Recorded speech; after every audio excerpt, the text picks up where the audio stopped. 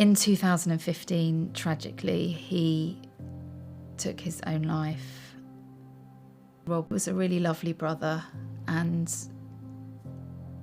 really loving, caring, sensitive, and we miss him. He was 9 and his behaviour changed.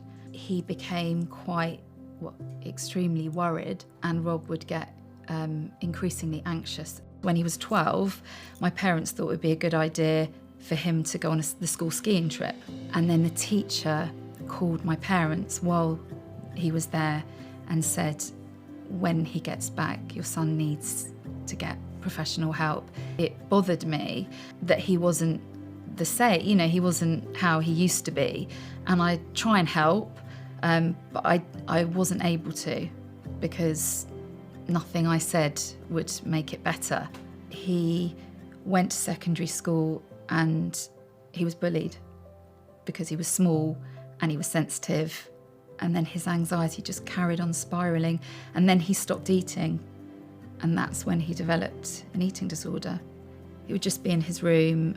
He had OCD as well, so he would do his routines and then shut himself away.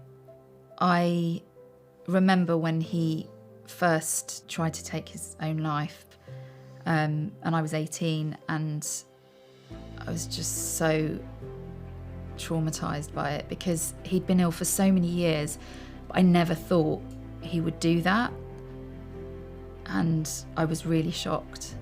Sometimes I felt like no one else was experiencing this kind of thing in their house, which I did find hard.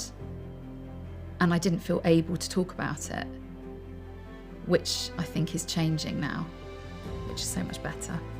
Having someone in your family that has mental health problems affects all of the family, but not just the family, the extended family, the community.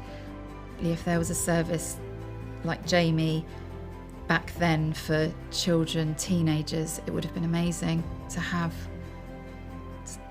that support and to meet other people, other families that were going through hard times, and not feel ashamed to talk about it and to share what was going on.